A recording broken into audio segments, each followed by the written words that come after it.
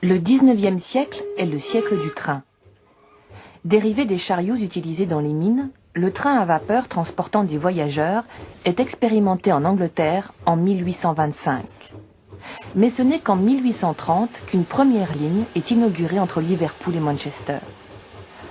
En France, après l'ouverture de la liaison Saint-Étienne-Lyon, c'est Paris qui, en 1837, est relié à Saint-Germain-en-Laye, 26 minutes. Sous Louis-Philippe, puis sous Napoléon III, le réseau des voies ferrées s'étend rapidement à travers tout le pays. En 1875, il ne reste plus beaucoup de lignes à construire. Le long des lignes, les gares se multiplient.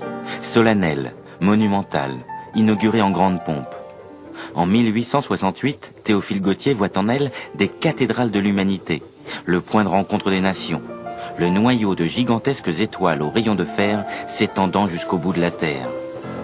De la Chine au Sahara, au Brésil comme en Argentine ou en Suisse, les lignes de chemin de fer enjambent les vallées, trouent les montagnes, réduisent les distances, bref, inventent une nouvelle géographie. En 1900, Annecy n'est plus qu'à 10 heures de Paris. En 1900 est ouverte, à Paris, la dernière des grandes gares, la gare d'Orsay.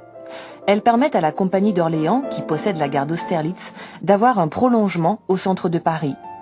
Mais la gare cesse son activité en 1939.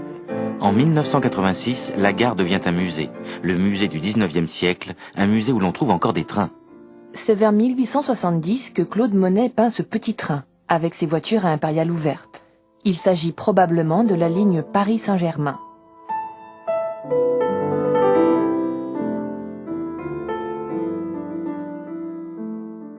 Vers 1873, alors qu'il habite à Argenteuil, Monet peint le pont d'Argenteuil.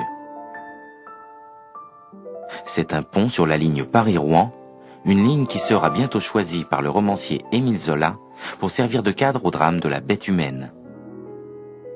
En 1877, Monet s'attache dans plusieurs toiles à saisir l'atmosphère de la gare Saint-Lazare. Il s'intéresse aux machines fumantes, à l'architecture de la verrière, aux cheminots le long des voies. Ici, pour peindre ce tableau, conservé non au musée d'Orsay comme les précédents, mais au musée Marmottan, il s'est placé sous le pont de l'Europe, juste à la sortie de la gare. Ces tableaux de gare enthousiasment Zola. On y entend les trains qui s'engouffrent. On y voit des débordements de fumée qui roulent sous les vastes hangars. Là est aujourd'hui la peinture, dans ces cadres modernes d'une si belle largeur. Nos artistes doivent trouver la poésie des gares, comme leurs pères ont trouvé celle des forêts et des fleuves.